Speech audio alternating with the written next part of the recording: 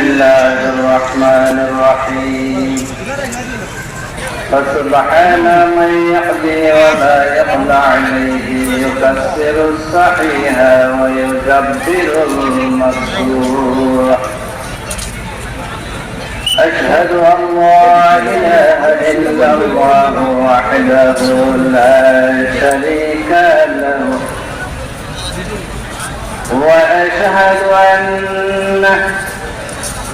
سيدنا ونبينا ومحبوبنا وبشيرنا ونذيرنا وطبيبنا وطبيب أرواحنا وحبيبنا وحبيب ربنا محمدا عبد الله ورسوله أرسله بالحق بشيرا ونذيرا وداعيا إلى الله بإذنه وسراجا منيرا أما بعد فقد قال الله تعالى في كلامه المجيد وفي فرقانه الحميد بسم الله الرحمن الرحيم إن الله وملائكته يصلون على النبي يا أيها الذين آمنوا صلوا عليه وسلموا تسليما اللهم صل على سيدنا مولانا محمد وعلى آله سيدنا مولانا محمد আমরা সবাই সালাম জানাই দয়াল নবীর উপরে দয়া করে সফলতে করবেন রোজ হাসরের ময়দানে আল্লাহুম্মা সাইয়্যিদানা মাওলানা মুহাম্মদ ওয়া আলা আলি সাইয়্যিদানা মাওলানা মুহাম্মদ খোদা নিজে ঘোষণা করেন সূরা নিসাই ৮০ আয়াতে নবীর আনুগত্য করলে তবে খোদার আনুগত্য হয়ে যায় আল্লাহুম্মা সাল্লি আলা সাইয়্যিদিনা মাওলানা محمد وعلى آله سيدنا مولانا محمد উপস্থিত আশিকে রাসূল তরিকতপন্থী দুমার গন্ধ এরকম হ্যাঁ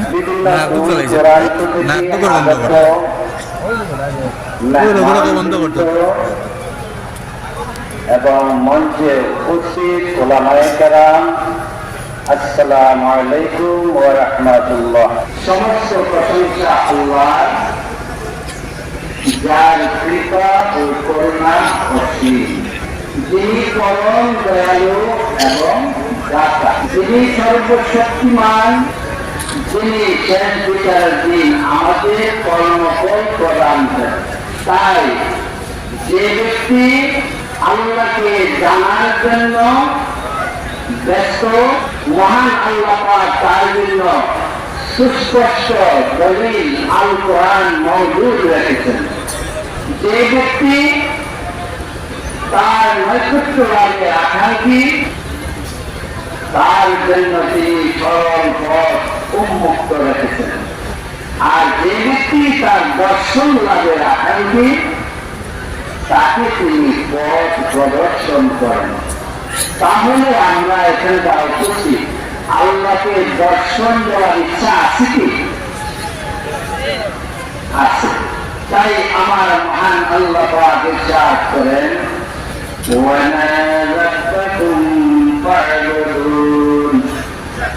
আমি আল্লাহ একমাত্র তোমাদের প্রভু, সুতরাং তোমরা আমার ইবাদত করো। সকল শিক্ষা দীক্ষার আসল উদ্দেশ্য, ধর্ম বিশ্বাসের আসল লক্ষণ ও নিদর্শন, মূল্যবানদের পরিচয় এবং মর্যাদাশীলদের জন্য সৌভাগ্যের চাবিকার। এক কথা, আল্লাহর উপাসনা নেকি লাভের একমাত্র পথ। আমার মহান আল্লাহ পাক ইরশাদ করেন, বিসমিল্লাহির রহমানির রহিম, আল্লাহুল্লাযী খালাকা সাবআ সামাওয়াতি ওয়া মিনাল আরদি মিসলাহুন্না ইয়াতানাজ্জালুল আমরু বাইনাল্লাহ لتعلموا أن الله على كل شيء قدير وأن الله قد أعطى بكل شيء عليم. অর্থাৎ আমার মহান আল্লাহ পাক বলেন, আল্লাহ যিনি আকাশ সৃজন করেছেন এবং তেমনি ভাবে জমিন সৃজন করেছেন, সেই সকলের মাঝে আমি আল্লাহ আমার বিধান নাযিল করতে থাকি। তোমরা যাতে বুঝতে পারো যে আল্লাহ সর্ব জায়গায় বিরাজমান, এবং ইহাও বুঝতে পারো যে আল্লাহ এর বাইরে কোনো কিছুই নাই। এখন মানে জ্ঞান, এর আসল উদ্দেশ্য আমরা জ্ঞাত হলাম, কারণ আল্লাহ নাযিলকৃত এই আয়াতের মাধ্যমে আর এর চেয়ে বেশি বোঝার কিছু থাকে না। এই এখন আমাদের মনে উদয় হতে পারে যে আল্লাহর ইলমের আসল মূল ভিত্তি কি? একটি হল আল্লাহর একাত্মবাদ, অর্থাৎ ইলমে তাওহীদ আল্লাহর একাত্মবাদ সম্পর্কিত। দ্বিতীয়, ইলমে শরীয়ত,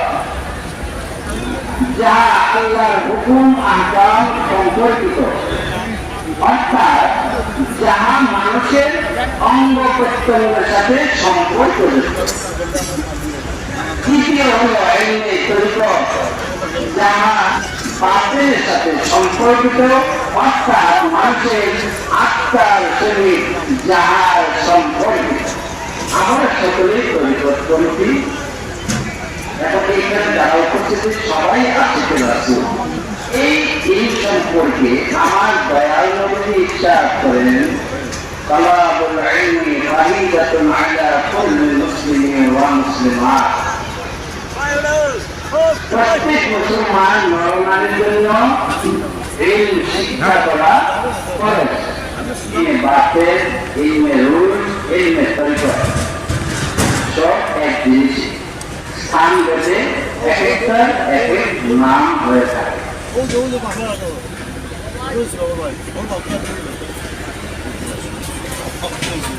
তরিকত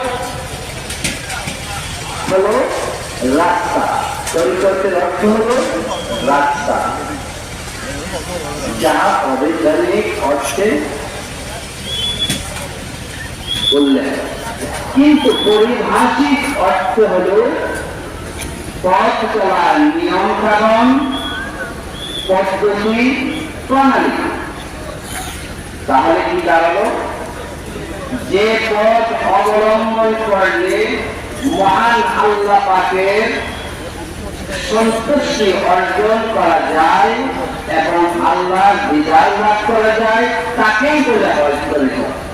আর এই তরিকতের সূচনা হয়েছিল 8 নম্বর সৈয়দুল মুরসালিন শাফায়াতুল কান্দারি নূরে মুজাসসাম রাহমাতাল লিল আলামিন হযরত মুহাম্মদ মুস্তাফা সাল্লাল্লাহু আলাইহি ওয়াসাল্লামের মাধ্যমে এই তরিকত মানুষের ভুল প্রকৃতিগুলা থেকে বাঁচাইয়া রাখে। তরিকত হলো আলমের মালা করতে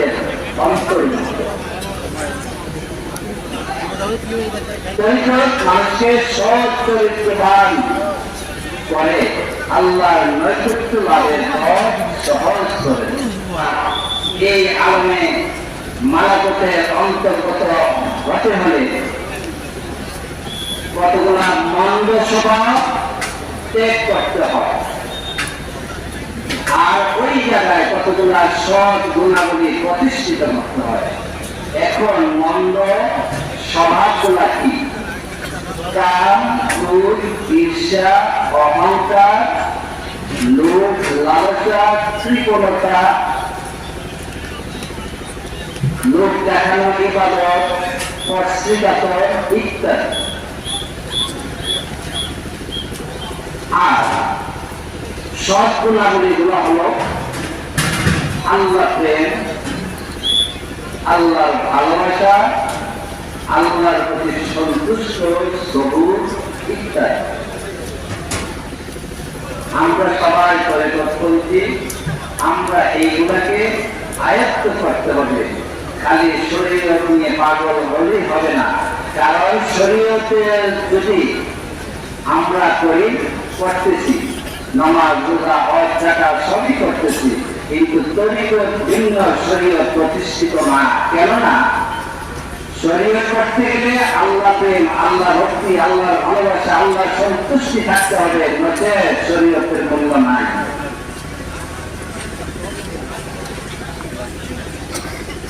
এখন আমরা তরিকতপন্থী সবাই, কিন্তু তরিকতের প্রথম সবক হলো কি? কলেমায়ে তাইয়্যিবা। এই কলেমা তাইয়্যিবার মধ্যে 12টি হরফ আছে, অক্ষর আছে। এইগুলাকে 3টি ভাগে বিভক্ত করা হয়েছে। যেমন লা ইলাহা বলা সুন্নাত, এটা হলো নফি। ইল্লাল্লাহ বলা একটু বলি, লা ইলাহা বলা সুন্নাত, ইহা ফেরেশতাদের বাক্য। ইল্লাল্লাহ বলা ওয়াজিব, ইহা নবী মুহাম্মদ সাল্লাল্লাহু আলাইহি ওয়াসাল্লামের সংযোজন বাক্য, ইহা ইসবত বাতা। আর মুহাম্মদুর রাসূলুল্লাহ বলা ফরজ, ইহা আল্লাহর সংযোজন, আল্লাহর প্রচার, আল্লাহর বাণী, আল্লাহর আদেশ, সব কিছু এর মধ্যে নিহিত। তাহলে আমরা কলেমা যে সময় পড়ব, যেমন আজকে আমি শুনছি জিকিরের মধ্যে বলতেছে ইল্লাল্লাহ ইল্লাল্লাহ, ইল্লাল্লাহ জিকির কিন্তু নাই, আজকাল করতেছে, কিন্তু আমি বললে না করব। ইল্লাল্লাহ, লা ইলাহা একটা অর্থ ইল্লাল্লাহ একটা অর্থ, মুহাম্মদ রাসূলুল্লাহ একটা অর্থ।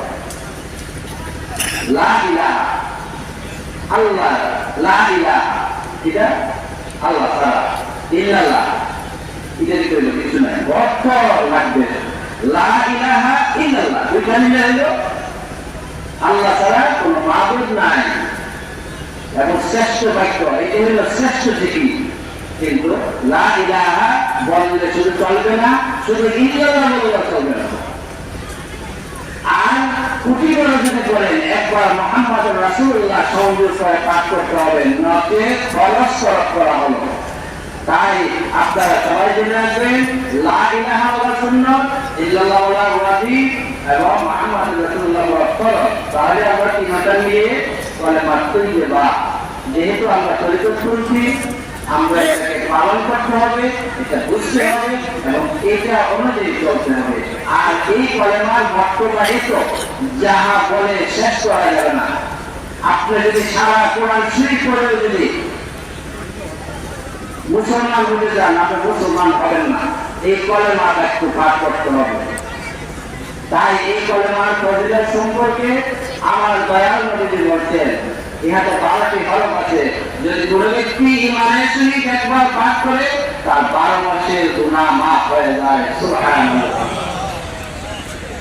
আর যদি কেউ ঈমানের সহিত একবার পাঠ করে, আবু জেহেলের মতো কাফের ব্যক্তি হলেও সে জান্নাতি। সুবহানাল্লাহ। কত বড় খুশখবরি!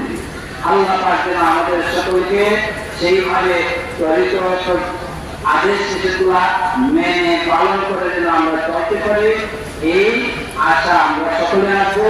আমিও আশা রাখবো আমাদের জন্য আল্লাহ সঠিক পথে পরিচালিত করেন। আপনাদের সকলের নিকট আমি এই আদেশ বা আমার জন্য আপনারা দোয়া করবেন।